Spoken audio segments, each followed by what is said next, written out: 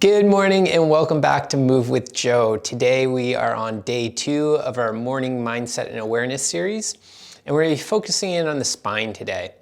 A lot of people deal with a lot of neck and back tension, and so today's lesson is geared towards reducing the amount of tone that is in the extensor muscles in our back. So to begin, let's have everybody lie down on your back.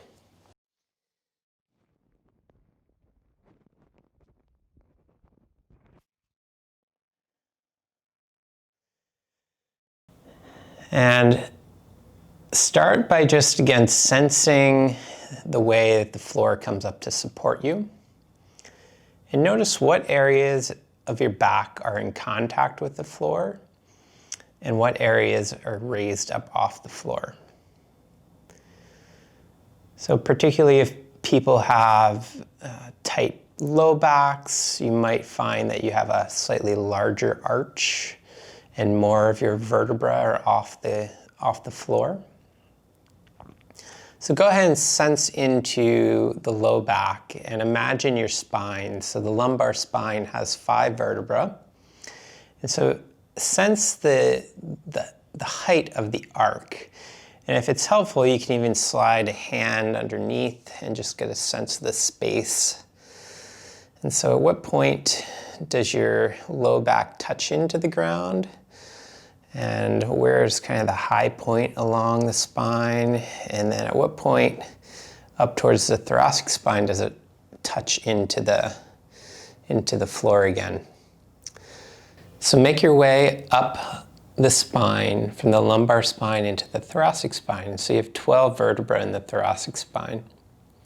And you also have 12 ribs. So the lower 2 are floating ribs, and then you have an additional 10 ribs above that. So just sense into the rib cage and notice what areas of the rib cage have more pressure into the floor and which are maybe floating a little bit farther away from the floor. And then bring your attention into the cervical spine. So the cervical spine has 7 vertebrae, and it starts from the torso, pretty much right where the neck comes into the torso, and then comes up into the back of the skull. And so again, you can sense how much of your vertebra in the cervical spine is in contact with the floor. And again, if you'd like, you could slide a hand behind and just get a sense of the space and the curvature of this part of your neck. All right, so now I'm going to have you go ahead and bend up your knees and notice where you place your feet. And just for a moment, take your foot a little too far away and see what that does in terms of the support that you have within yourself. And you can bring it back. And so just take it away from your body and towards your body a couple times. And just get a sense of what's the perfect placement to have the maximum support from your feet. And then once you're there, have you bring your attention into your head. So before you lift, I'm going to have you very slowly begin to lift the head up off the floor, but only as far so that you could just slide a sheet or 2 of paper. So it means not to lift up as if to normally pick up your head to like look between your legs, but just begin to lift as if to just sense the weight of your head. So it's just a very small movement. You might not even see that I'm moving my head now, but you're just beginning to get a sense of the weight of the head. All right.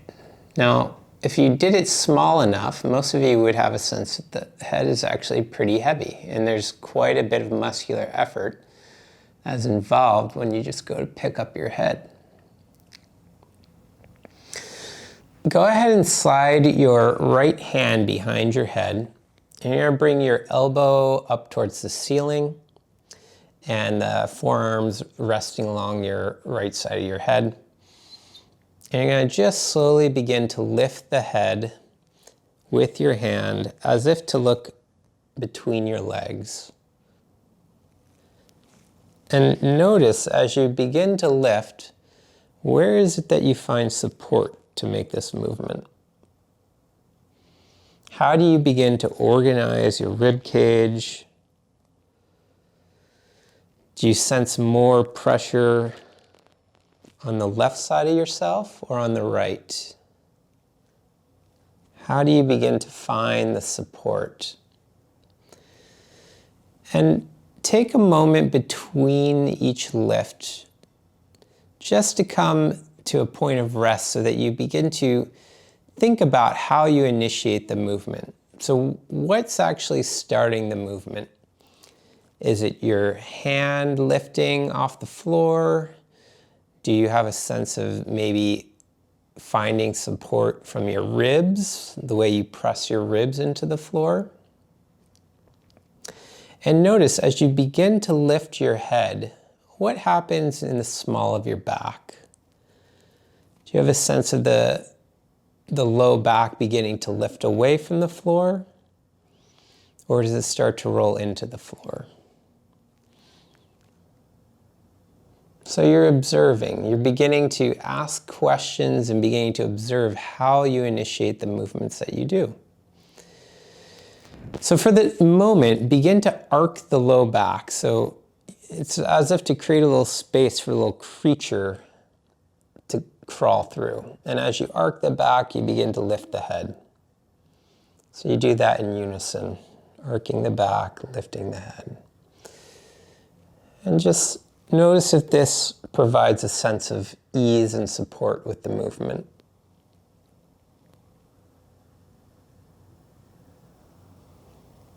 Good. Let that rest. Go ahead and slide the left hand behind your head. And you can bring your elbow to the ceiling.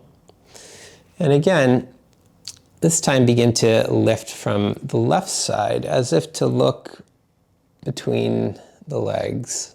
And it doesn't mean that you have to go all the way. And in particular, if anything hurts, you need to reduce the movement until it no longer hurts. And if that means just imagining the movement, you can do that as well. And so notice, how do you organize yourself differently on this side? So it's an asymmetrical movement, right? Because you're lifting more weight along the left side of the body. So where is it that you find the support, the distribution of effort through the whole of yourself? And notice, which foot do you use more? Do you have a sense of the right heel or maybe the forefoot of the left foot? How do you distribute the support through your legs? And let that rest.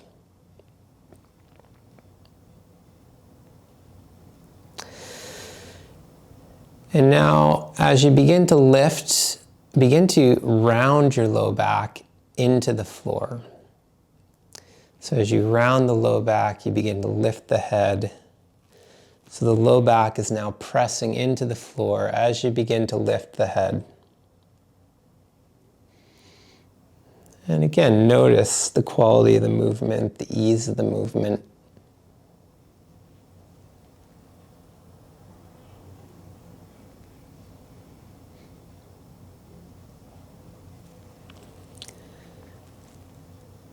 And again, make sure you pause in between, especially after you've done a few repetitions of the movement, so that you do not become gymnastic about it, but we're more interested in how it is that we begin to find support for the movement, how we begin to organize ourselves in a way to make the movement easier.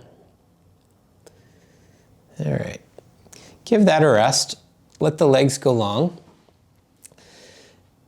And take a few breaths and bring your attention back into the contact with the way the floor supports you. How has it changed now that you've begun to engage the flexors and rounding the spine forward as if to look between the eyes or between the legs. And you might notice that there's maybe a subtle more distribution, more of the back is in contact with the floor. You may notice that the floor has become a little more tolerable. Maybe some of those areas at the beginning that were uncomfortable are now more pleasant.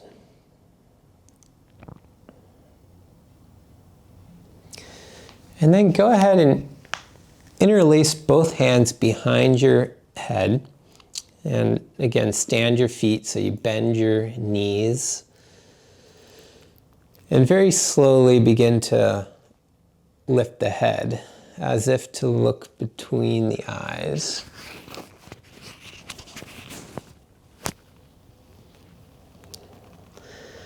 And as you lift, again, notice where is it that you begin to find support through your spine. And notice how it feels to lift your head in this configuration. Does it feel easier than the initial movement that we did?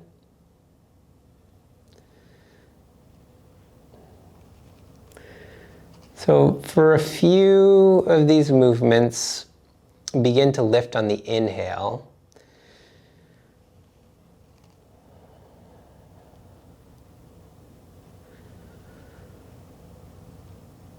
And just notice how this impacts the way that you organize to make the movement. And then for several, begin to lift on the exhale.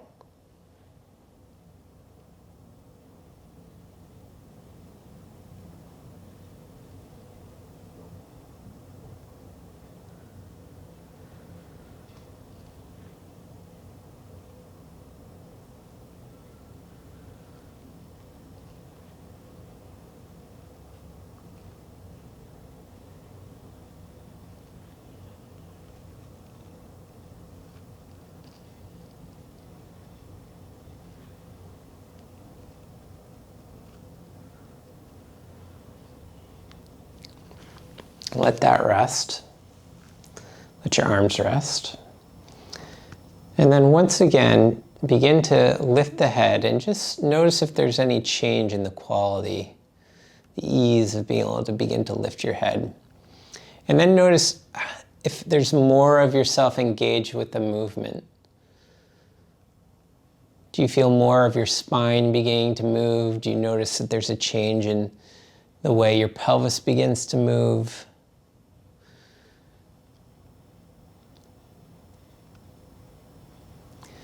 And then go ahead and interlace your hands behind your head again. Bring the elbows up towards the ceiling. And slowly begin to lift as if to look between your legs and bring your right knee and right elbow towards each other. And again, notice what happens to your back as you begin to lift the left knee and left elbow. And notice what initiates the movement. Which part do you move first? Which one leads? And then which one touches down first? And is there a way that you can begin to become organized so both of them leave the ground at the same time and they come back at the same time? How refined can you make the movement? And then again, do it now on the left side. And it's not to touch. We are so deeply habituated in our gym class that over the years we have this desire to achieve being able to touch, but again, it's not about touching. Just about anybody can touch their knee to their elbow, but it's about how you begin to find the support to make the movement easier. So begin to tuck your tail and press your back into the floor as you lift. And just notice if that makes the movement slightly easier for you.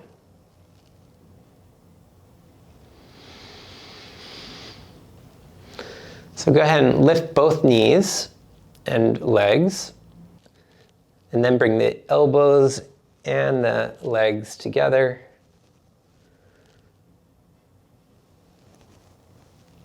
Great. Let that rest. One more time, begin to lift the head. And as you lift this time, imagine that you were pressing from the low back and you had this spring that pressed from the low back and came all the way up through your head. So you lifted in a way where you lengthened up through the spine and had that continue up through your head as you begin to lift. And just notice the sense of weight now. Now for me, it's almost like there's a spring coming all the way up out through my spine. And my head went from feeling like a lead weight to now relatively light. And so it's really interesting as you begin to release the tension of the extensor muscles, how all of a sudden you begin to have this lightness. And it's not only that, but it's also how you're finding the organization within yourself and the support from the surface that you're on to make this movement easier. So real slowly begin to come up to standing. Take your time, roll over to your side.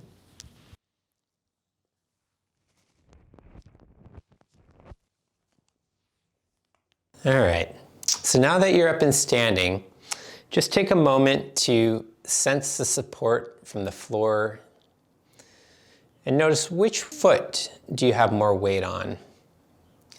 And if you want, you can just gently go back and forth between your feet, bring a little weight more onto your right foot, a little weight onto your left foot, until you feel like you're centered over both feet. You might notice that there's a more of an openness in your chest. For me, I can see my gaze is higher out in front of me.